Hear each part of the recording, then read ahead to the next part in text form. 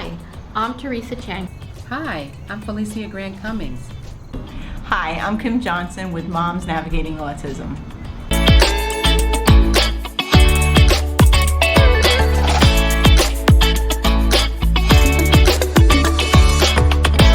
Welcome to the show.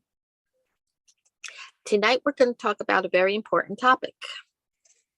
It's definitely important to go out and vote, whether you support the budget or not. If you don't support the budget, then vote against it.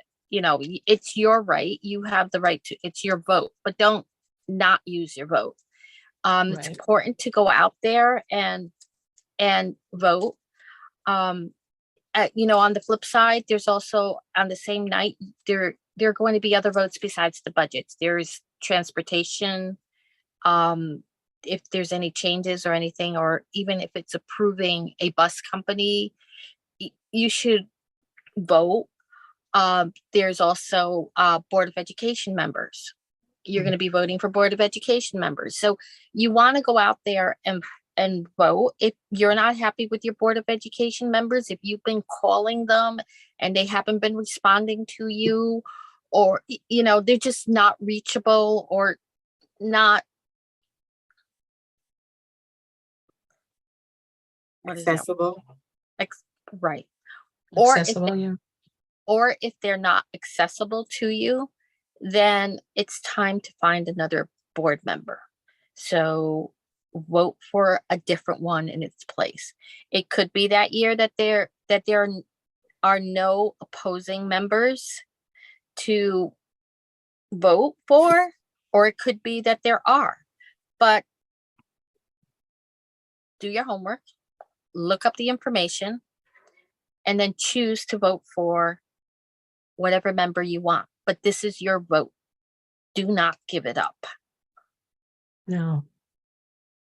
A vote is a terrible thing to waste. Remember that campaign? A mind is a terrible thing to waste. A vote is a terrible thing to waste. And if you don't know what they're voting on, you can look into it first and see what you're voting on.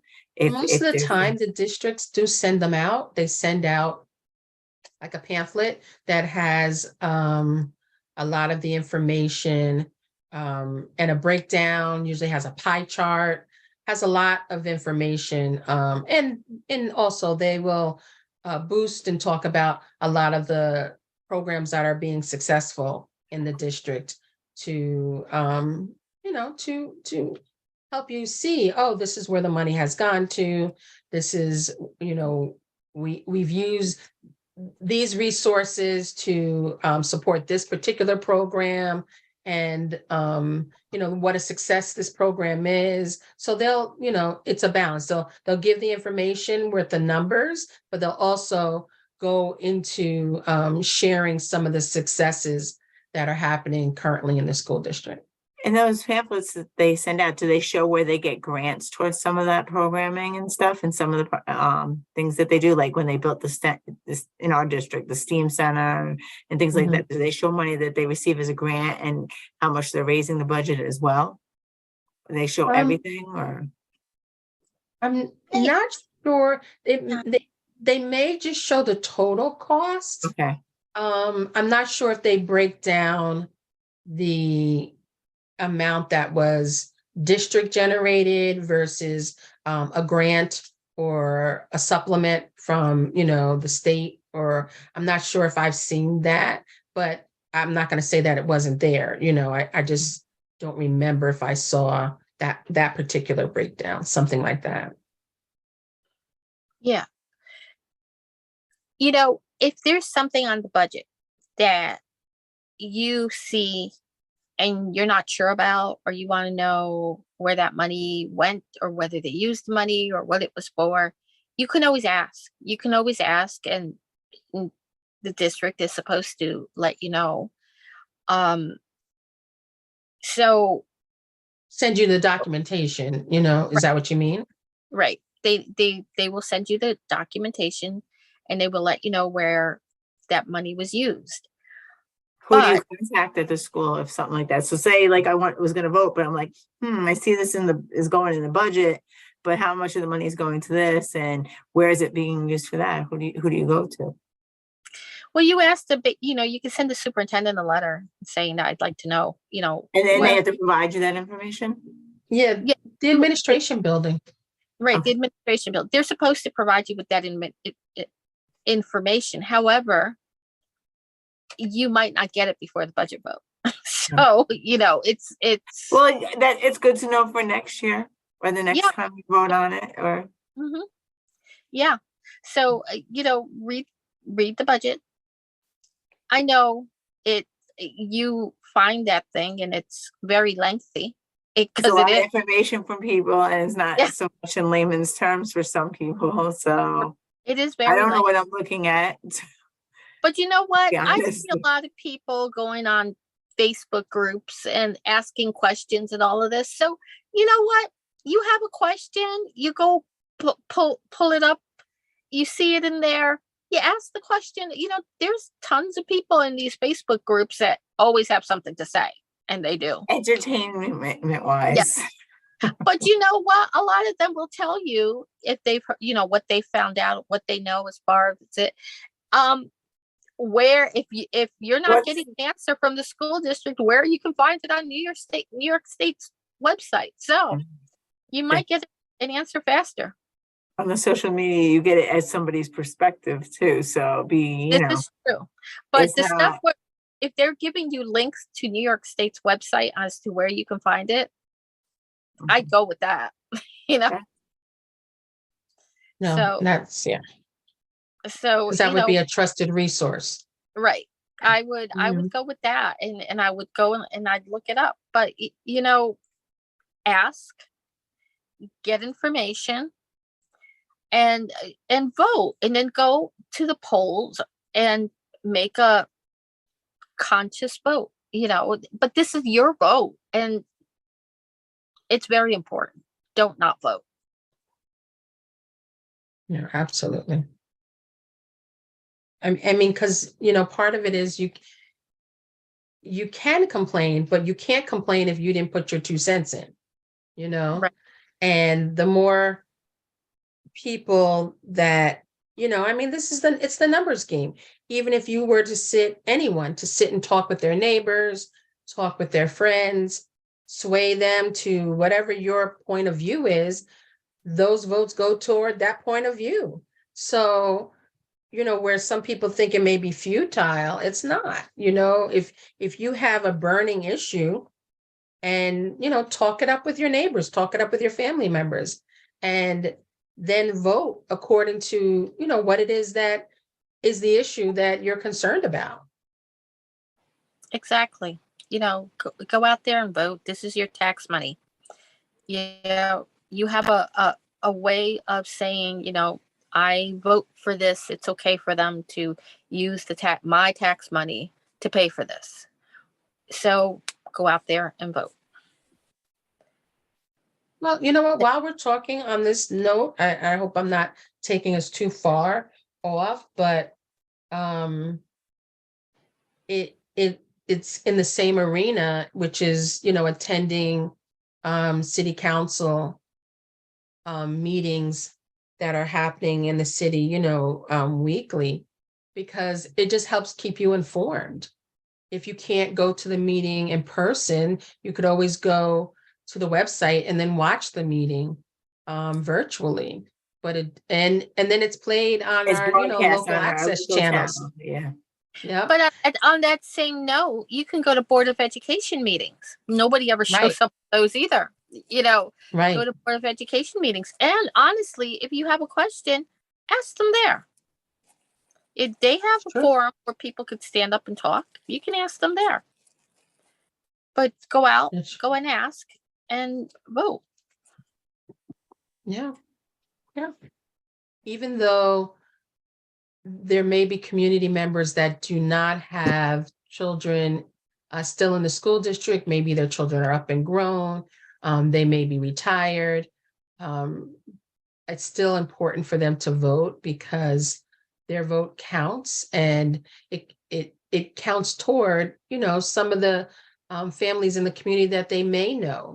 It's not just well, my child isn't in the district anymore, but, you know, most likely, you know, a child, you know, or student that is in the district. And, you know, your vote can help to support their education. So that's what I think it's really important to tell people who, yeah, that may be their one, you know, statement is, I don't have any children in the district anymore. But you probably do know somebody. If it's not somebody who is a neighbor of yours, a family member, it could be somebody from your church, your synagogue. You know, if your church or synagogue is local, then, you know, your vote can help support those students. One thing that the school district does is usually try to pair the vote with a concert or a performance by students. That way parents are coming out already to see the event. And you know, oh, while you're out, you know, can you vote? So sometimes that's what I've seen, you know, that they do to just, you know, bring out a crowd, or take advantage of people who are already coming out to see their kids, and then, you know, just hopefully have them stop by to do a vote. It's also your community. This is the community you live in. The children that go to the school, the people that are in your community, live in your community, everything else. So, Right. But go out and vote, because either way, whether you vote for it, whether you vote against it, we're not telling you that either is wrong, but we're Right. telling you to go out and vote, because you need to go out and do this. If you are registered to vote in New York State for any election, then you are registered to vote on your school district elections. That's the only prerequisites that you have. So go out and vote. All right. If you're not registered to vote, contact. All right, you have to be registered to vote. Vote, basically. Yes, a registered voter She brought for up a the good point. for the county of Westchester, if you live in Westchester County, Right. or whatever county you reside in. Right. You can vote for your mayor, then you can vote for your school budget. Is basically what I'm Right. saying. okay. Right. It's not a separate registration. You should let your voice be heard in all elections that come up. Yeah. That's exactly it. You know, and a lot of people are missing out on it. And you know, I totally understand. You have elderly people that say, I raised my kids, you know, I really don't care anymore. But you should go out and vote, even them. But at their age, they should go and they should vote and figure out, you know, sometimes I think even at the elderly homes, they sit there and they have like these little workshops, and they go and they explain, you know, this is what you're voting for. But not all of us are part of a retirement community. So So we wait, have, if you live in a retirement community, you could still vote in a school election for whatever yes, school is if next you're to the. registered to vote, yes. So, so it Yes. would be for wherever is near the nursing home, not where you owned a house or anything like that. Like it just If maybe you own a house, Whatever district you live in. right. If you live in the district that the school district sits in, you can vote. If not, then you have to go to your school district. Most people live in a school district, so they should go out and vote. It's just the school budget and district voting has the least amount of people to vote every year. And it's not just our school district, it's across the nation. People don't feel that the school district budgets or school district votings are as important as other elections, Right. so they don't vote. Right. And that's why I said that's why school districts tend to have events around the budget votes, because they want people to come out. So if you're coming out to see your child perform, you know, violin, or in the orchestra or in the band, or it's a you know, the spring musical is coming up, and maybe they took a scene from the upcoming play and they're going to do a performance, you know, it's all to draw people out. If you're already going to come see your students, why not vote while you're out, because it's very easy for a lot of people to, people work, they're tired, they leave work and they're ready to come home and eat and, and relax. Sometimes Or, people get into their routine. They just, right, and right. let me tell you, I've done that several times. Oh, I forgot to stop by the school and vote. Yeah. And then I pulled right into my parking spot and then and turned back around and said, before I get out the car, because if I get out the car and go inside, You're not going anywhere. it may be a wrap. So before I get out, let me just, head on back. But that's why they schedule these things. So that way, I'm already going to be out to see my student, my child, in a performance. Mhm. So, Right. just might as well go on and vote while you're out. Exactly. Yeah. So get out there and vote. I said this a lot last year and I'm saying it again. Go out there and vote. It's very important. I think that parents with students who have special needs could ask ahead of time, like how much of the school budget is allocated for special education, and how much of it is in the elementary, how much of it is in the middle school level, how much is in the high school levels. That way you have an idea of, where the focus is, how much emphasis your school district places on special education, and the special needs of the students of your district.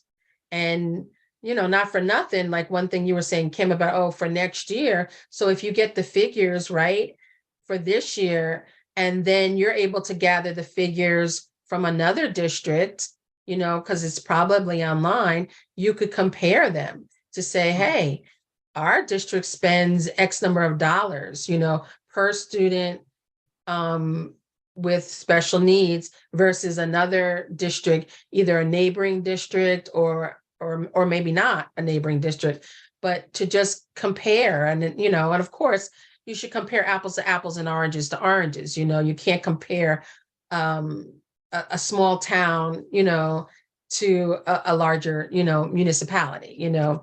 Peekskill's Yeah, can't compare like Yonkers to budget is like a not going to be small the little. same Yeah. as a Mhm. White Plains. It's just not going to be the same because of the number of students within the district, and also the number of taxpayers within the district. Exactly. So it Exactly. makes a difference. Yeah. Mhm. And as far as the candidates, Board of Education candidates, the people who are on your school board who are up for reelection, they're your most visible because you've seen them there before, you've heard them, you've heard people talking, they've been on there. You will get an invitation to a candidates forum. Usually it's run by your PTO. It could, in your school and other school districts, it could be run by someone else. But if they have a candidates forum, go to the candidates forum, ask your questions. You've got the people that are running right there. You can go up, you can ask questions. You can ask them how they feel about special education. You can ask them how they feel about a music program. You can ask them how they feel about the sports programs. Whatever is on your mind that's school district related, you should ask. Then once, usually they will tell you their education, where they work, where they went to school, all that, what their interest in the school district is. And then once you listen, you can get pretty much get a clue as to where they stand from the different questions they're asking by different people.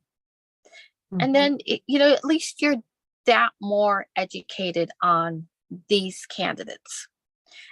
And so then you can make an educated vote when you show up on election day. Oh, and I also wanted to bring up too that just like for regular elections and general elections, you can do an absentee ballot. You can also Yes. do an absentee ballot. It just can't be submitted. I think it has to be within 30 days prior to the election. Like you can't submit it 60 days or 90 days ahead.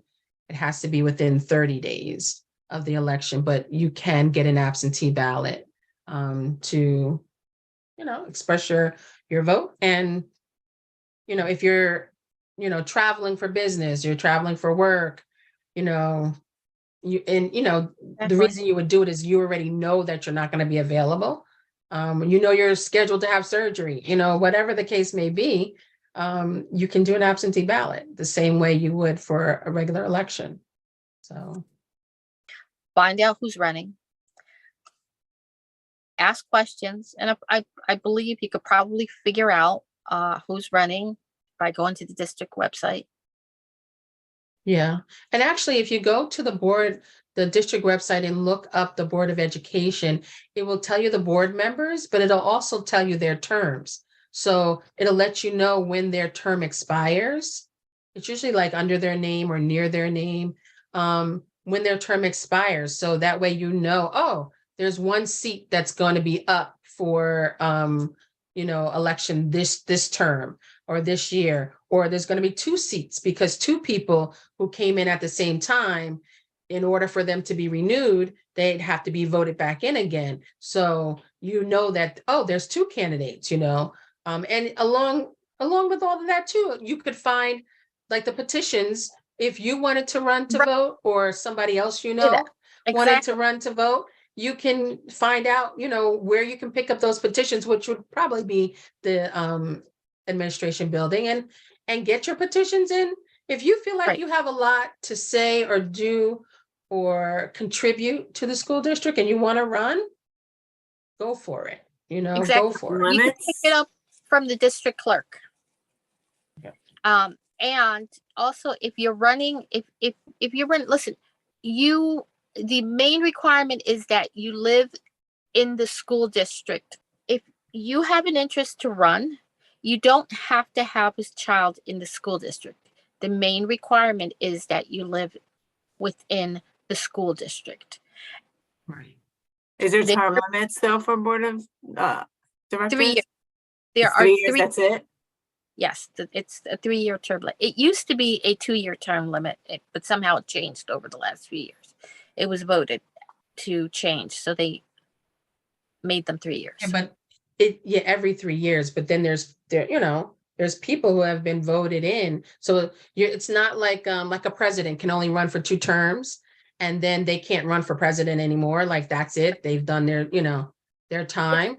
It's like running for mayor, School board too. Nobody candidates else is not the runs. same way. But if nobody could else runs run against over them, and they could over. stay. If nobody I'm else sorry, I runs, didn't hear you. If nobody If- else runs against them, they could stay. every person whose term limit is up has to run again. They have to be Mhm. voted back in. So if nobody else is running, then those 2 people are going to get voted back in because by the people that come and vote.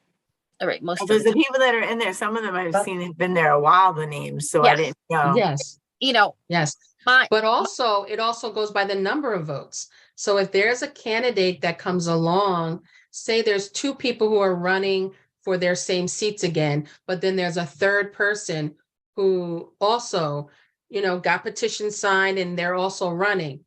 If they gather more votes than one of the other 2 people who were exactly. running down. again, they get in, and the person who had the The least, next most, okay. they come out. Yeah. Right.